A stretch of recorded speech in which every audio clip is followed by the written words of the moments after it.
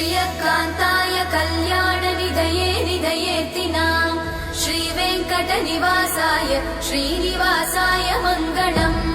लक्ष्मी सविभ्रमालोकसुभ्रूविभ्रमचक्षुषे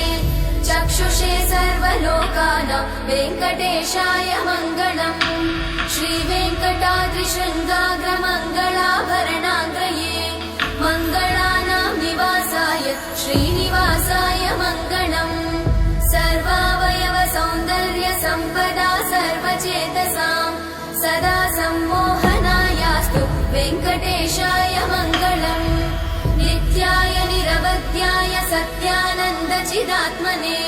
सर्वान्तरात्मने श्रीमद् वेङ्कटेशाय मङ्गलम् स्वतः सर्वविदे सर्वशक्तये सर्वशेषिने सुलभाय सुशीलाय वेङ्कटेशाय मङ्गलम्।